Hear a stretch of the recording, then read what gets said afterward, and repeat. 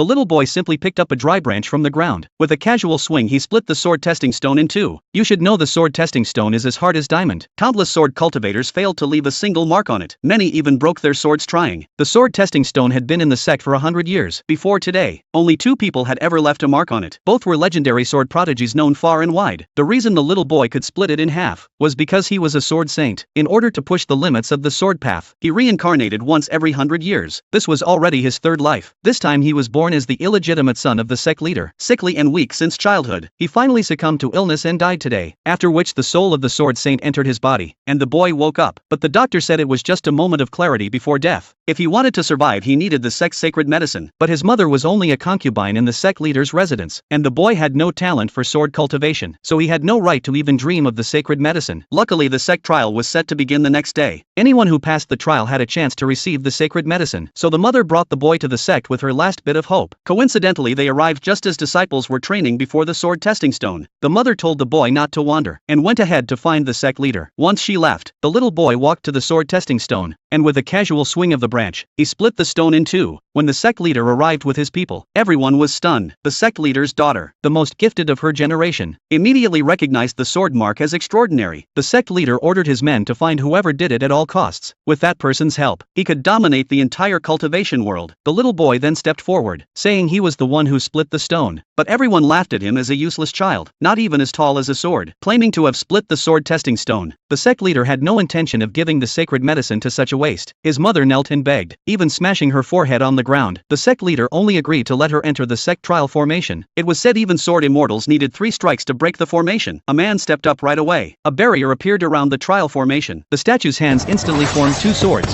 Several waves of sword energy rushed at him, but he easily defeated them. The second round sent tens of thousands of sword strikes flying. Everyone thought he would break the formation with ease, yet the boy softly said, it would take at least 10 moves to pass. The man unleashed his strongest sword technique, and finally broke the formation in 11 moves. As he landed he mocked the boy for being a useless fool, daring to covet the sect's sacred treasure. The boy's mother tried to enter the trial, but the sect leader's daughter stepped in first, and used the most basic sword techniques to teach her how to break the formation. She cleared the formation in just 2 moves. Then it was the mother's turn. In the first round, she followed the sect leader's daughter's moves and passed easily. But in the second round, a torrent of sword energy surged toward her. With her strength she had no hope of breaking the formation. The boy quickly called out to her, saying to throw the sword into the sky, and she could break the formation in a single strike. Everyone around burst into laughter. No one believed a child who had never trained in swordsmanship could know the way. But with the sword energy closing in, she had no choice but to try her son's method.